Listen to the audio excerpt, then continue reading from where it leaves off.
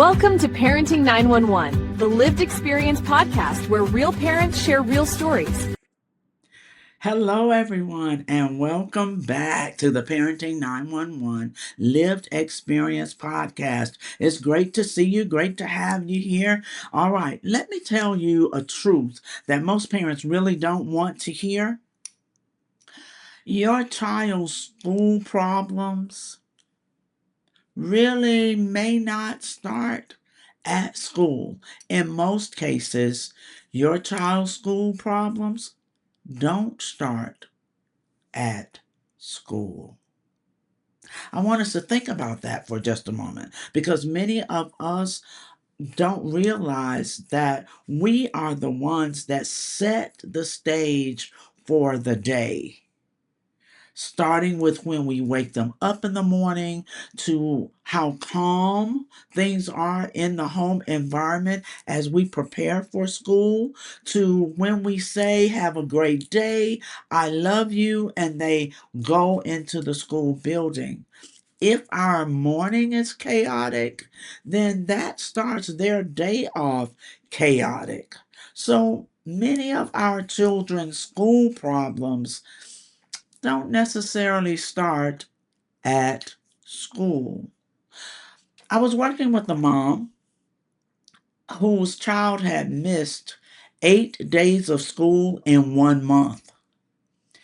And in talking, she said every morning was chaotic. They couldn't find something. They were looking for this or that and couldn't find the backpack, couldn't find the assignments that they worked on the night before to go in the backpack. There was yelling and screaming, and of course, tears and anger, emotions getting out of control. And this was so that they could get out the door to just go to school. Well, by that time, she's upset, the child is upset. When the child walks into the door, teachers normally, want them to be ready to learn. But when that child is already upset, now think about that. When that child is already upset, you are not going to get your best out of that child because we need to take time then to try to debrief, calm the child down, and get the child in a better mindset to even learn. So, parents, we have to make sure that we don't allow the morning to be so chaotic. Well, then, as we, went a little deeper to find out why was everything out of place? Why was there no organization in the morning and you couldn't find the things that you needed, knowing you would need them every morning? And we found out that the child's bedtime was at 11:30 at night. This is an elementary child. This is a child that was in second grade whose bedtime was 11:30 at night.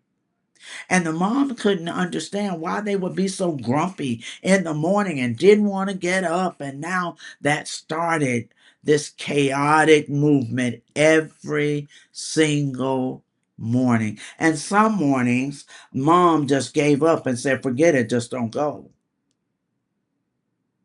Not realizing that every time a child is absent from school, you are interrupting their opportunity to learn. You're interrupting the flow of learning, the flow of information. And so now that child is going to miss information they need, and they're not going to be able, in most cases, to go back and get what they've missed because when they come back the next day, the whole class has moved forward to something else. So there is a step, or sometimes several steps, that have been missed, and now your child won't really learn that concept completely. There was a father that I worked with, and his issue, well, this is how he would say, "Well, they just won't get up. I know their attendance is bad, but they just don't want to get up in the morning." So he just, stop fussing with them sometimes. Just let them stay in the bed and sleep. No, as parents, we have a responsibility to get our children to school, not late, not once in a while, but consistently on time, daily. Daily. So, as we talked with him to look a little bit deeper in the situation, he didn't have a bedtime set for his child. His child could stay up and play on the tablet until midnight if that's what they chose to do. And this was an elementary child, third grader, as a matter of fact. And so he would just let them go to sleep whenever they decided to fall asleep. Or even if they fell asleep and then woke up, let's just say they fell asleep around 8:30 and woke up at 11, they could get back on the tablet and play until 2 or 3.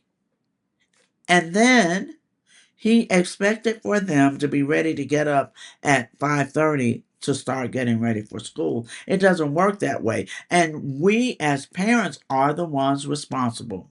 I know we fuss at the children, but it's really not their responsibility to organize our home. It's our responsibility. We should have those routines already set in place. We are the ones that should be determining what's a good bedtime for our younger children. What's a good bedtime when they turn 11, 12? What's a good bedtime when they turn 15?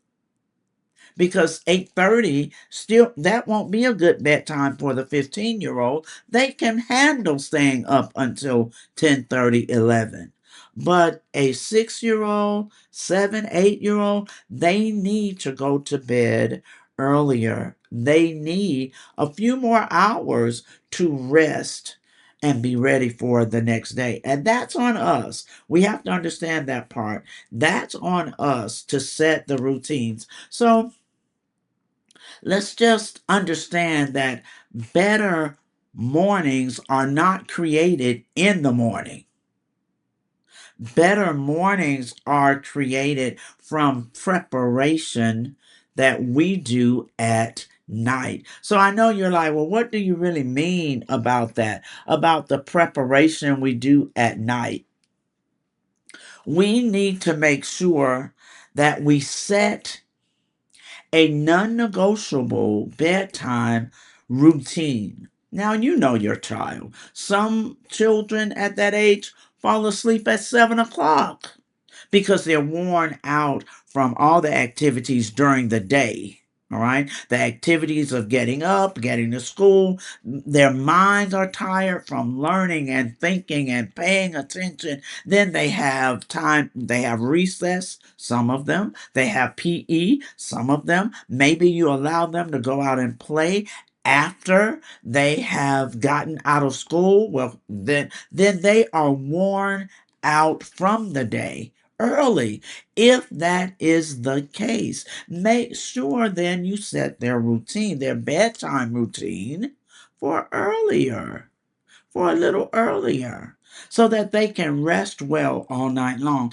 If your child doesn't fall asleep that early and they are more of a night kind of person, you might set it at 8:30.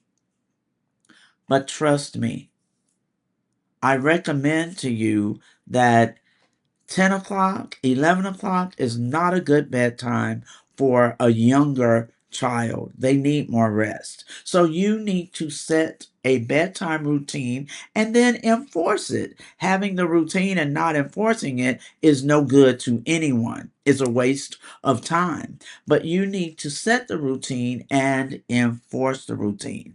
That means everything they need to do before that hour, you need to schedule that as well. Don't you get caught up in, your evenings and forget that, oh, if they have to go to bed at 8:30, that also means that around 7 they probably need to go ahead and take a bath, or at least by 7:30. You need to make sure they are winding down before bedtime. They're winding down before bedtime. Remove all screens, because remember, all of the devices, they stimulate us. So you don't want them playing on the device and playing a game and all getting excited, and then you want them immediately, it's time to go to bed. Their minds are still moving, turning. Their minds have not been able to wind down. So once your child takes their bath, whatever time you set in the routine for bath time, the water itself, is calming. It's calming to us as adults. So it starts calming you down, winding you down for the night. Then that's a great time to read. Remember, our younger children especially need to read or be read to for at least 20 minutes at night. So it's a great time after they've taken their bath, put on their PJs, things are kind of quiet. The noise in the house should actually turn down a little bit. That's a great time to read to them because that's still keeping them calm. It's still keeping them calm. Then prepare for bed. But now make sure, even before bath time, that you have checked their backpack. Elementary children mainly. You've checked their backpack. You're looking for papers that the teachers may have sent that you need to look over and sign. Maybe they are graded papers. Maybe the teacher sent you a note and you need to check their backpack, see what notes are in there. They might have even forgotten to tell you, oh, I have a permission slip in there to go on the field trip. And then if you don't check it the next morning, it goes back to school unsigned. So that's on us. Always, especially younger children, check their backpacks every evening. Check and see if they have some old food they left in there from recess, and it's gotten all smudged and mushy. But check their backpacks for whatever it's in there. Do you not think about this? Children normally don't clean out their backpacks, most of them, and they keep adding and keep adding and keep adding. If we don't check their backpacks and clean them out a little bit, or have them clean them out while we supervise, you have no idea what all has been packed in that backpack, just pressed down. All right, so make sure you check the backpack every afternoon. A great time to do that is when they first get home. That's a great time because then, if there are papers to sign, you have plenty of time to read over it, find out what's going on, sign the papers. If the teacher, is asking you to contact them about whatever, you have time in the evening to get all of that done. Then we need to prepare their clothes for the next day. Now, I'm not asking you to do this for them because we don't want to enable children to think that we are going to do everything for them. No, our job as parents is to actually teach them what to do so that they can be empowered and do things for themselves. All right? Now, you allow them to assist you getting their clothes ready for the next day. They get to choose their favorite things or whatever it is they want to wear for the next day. They get to choose that. You get to supervise and say, maybe not. Or why don't you try that on? That might be too little. It looks like it's too small. Or I tell you what, this shirt looks better with that, and then we'll wear that shirt tomorrow with something different. So you're there to supervise. Understand, everything we do is a teachable moment. You are teaching them now how to choose their clothes, how to put sets of clothes together, where you want clothes to be placed. Do they need to fold them or lay them out? They need to get out socks if they're wearing socks. They need to put their shoes right beside that. Everything they need for the next morning, we prepare and get it all ready and all set at night, which is how it should be. Now, then We need to make sure that their backpack is ready. And it is placed right next to the clothes, right next to the shoes. So they have a one-stop location where everything can be found. That way, you're not looking for things in the morning. You don't have to get frustrated, and neither do they, because you made sure that everything was in place before they went to bed. All right. And now, last but not least, I mentioned this, but I'm going to go back and reiterate. Please create a calm wind down, not just for them, but even for you. Create a calm wind down routine, quiet time, reading. They take their bath, they get all comfortable. Then they can sit with you and read. You can read to them, they can read to you, but you get it all done. And it's a wonderful way for them now to ease right into sleep and have a restful night. All right, now, structure. That's what routines are. They are part of your structure in your environment, in your home environment. But structure creates stability. Stability creates success. Stability also creates safety. When they know what to do next, what's the next step? What do you expect next from me? When children know this, it creates safety and success. Many of us won't take the time to teach our children what's next. Like, what's the routine? We need to do this first, we do this second, we do this third, we do this fourth, and we do that every day. When children know that, oh, it helps them prepare to do just what we expect from them. But when there are no routines, when there is no structure, that in itself creates chaos. All right, it creates chaos. So I do want to add just another item to the plan. Just hold on a minute. Let me work with this technology. I do want to make sure that we let our children know that we love them before they go to bed, even if they've been in trouble. Because sometimes children associate being in trouble with you don't love me anymore.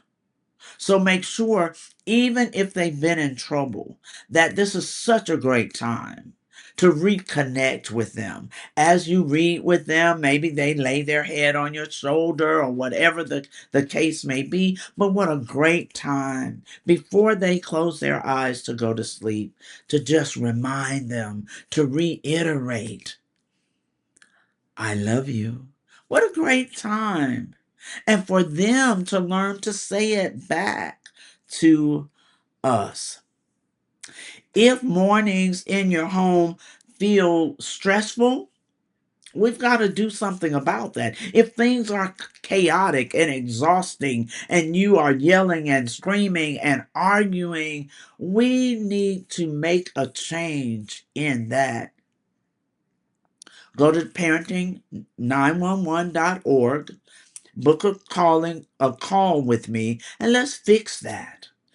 Because things need to be smoother for you and them, for the day to be more successful. All right, let me talk for a minute about our sponsors. Parenting 911, of course, is one of our main sponsors. If you are struggling, whether your child is young, whether your child is a preteen, a teen, or even an adult, if your relationship is struggling, if there is no bonding, if there is no structure, please go to parenting911.org and book a call with me so that we can help coach you into a better home structure and environment that's going to be motivating and inspiring for your children and for you. Parenting 911. All right, also, our other sponsor is Emotions You Know. It is the new game that helps us share our emotions with our children and for them to share their emotions with us. Usually, when we talk about emotions, even when we think about emotions, we get a little tense because emotions usually lead into feelings being hurt, they lead into arguments, disconnect. But this game allows us to share our emotions and bond together. All you need to do is go to emotionsyouknow.com to find out more information and order your game.